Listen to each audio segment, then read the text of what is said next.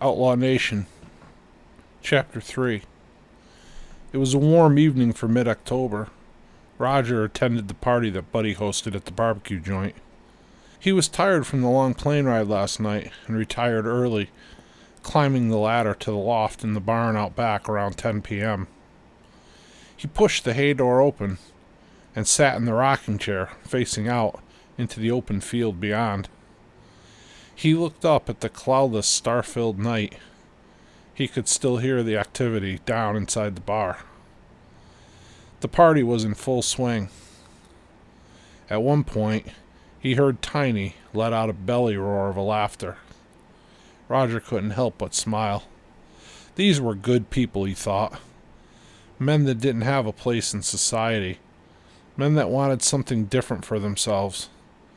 He thought about the possibility of joining them. Could he fit in here with these people? He smiled as he felt a certain comfortableness in this place. He realized that he was not too different from these men. Yes, he thought, maybe I will stick around for a few days. Truth be told, he had nowhere else to be, and nobody was expecting him or would miss him when he didn't show up. He dozed off in the chair, looking out into the peaceful night. At 2 a.m., he woke suddenly, screaming in horror at the top of his lungs. Instinctively, he reached for the rifle that had become part of him during the past few years. It wasn't there. Then it hit him. He wasn't in Vietnam anymore. As he started to calm, he paced back and forth in the loft. Several short minutes passed and he heard the barn door swing open below him. Buddy, Tiny, and Hammer came bounding up the stairs. They burst through the loft doorway. Each man was carrying an M16 rifle. Buddy said, "What's wrong?" as he looked around the loft. Roger explained what happened. "Dreams," he said. "They come sometimes. I'm sorry if I woke you guys." Tiny smirked. "You didn't wake us. We haven't even gone to bed yet. It's early and we don't have school tomorrow," he jested. Buddy put his hand on Tiny's shoulder as if to say, enough. He told them that it looked like everything was okay and that they should go back downstairs.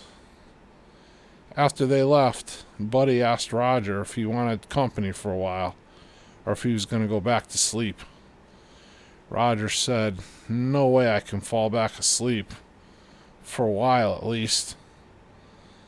I've been getting these dreams pretty regularly. They can be real bad sometimes. Anyway, I'm sorry I alarmed you guys. I'll be fine in a bit." "You got nothing to apologize for, brother," said Buddy.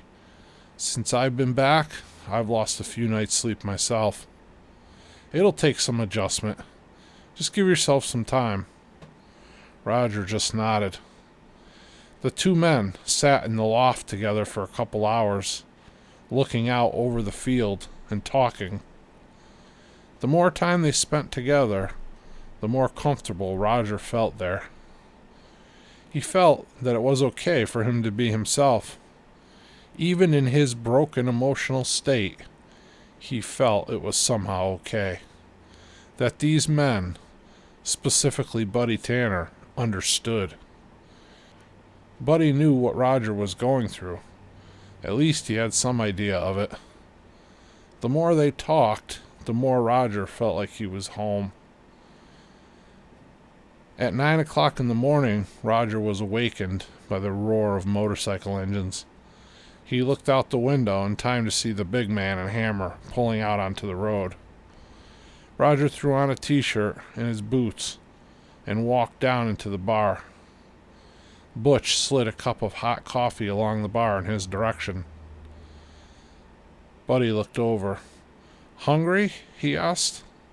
Before Roger could answer, he looked over at Butch, who nodded back at him. "Sit down, Roger. Butch will fix you a couple eggs and some ham. Nothing starts the day better than hot coffee and cured pig meat, eh, brother?" He chuckled. Roger smiled. "Sounds good." He took the coffee and joined Buddy at his table. I saw Tiny pull out. I'm surprised to see y'all up so early, Roger said. Buddy answered, Yeah, we're all pretty early risers. One part of the Corps that kind of sticks with us. Tiny and Hammer went out to run a club errand. They'll be back before long. How are the accommodations? Do you need anything else up there? No, Roger said, I have everything I need. It's fine up there. Real peaceful. Actually, I want to talk to you about that. I think I'll take you up on your offer to stay a few days, if the offer still stands after last night. Buddy smiled and looked at Roger. We'd love to have you, bro. Why wouldn't the offer still stand? Then he paused a moment before telling Roger, Look, bro, we all have stuff, stuff in our past. We all have issues. I guess that's one of the reasons why we all get along so good. We all don't really fit in anywhere, but at the same time, we fit together pretty well. It's hard to explain. Just know that the offer does still stand, and I'm real glad you're going to stick around a few days. Just then, Butch walked over and placed the breakfast on the table in front of Roger.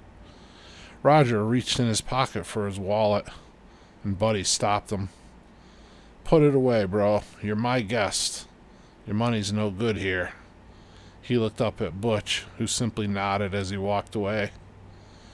Roger said to Buddy, Thanks. Buddy smiled and slapped him on the shoulder.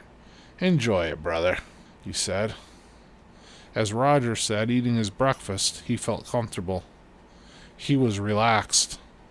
Again, Roger couldn't help but feel something he hadn't in a long time. He felt like he was home.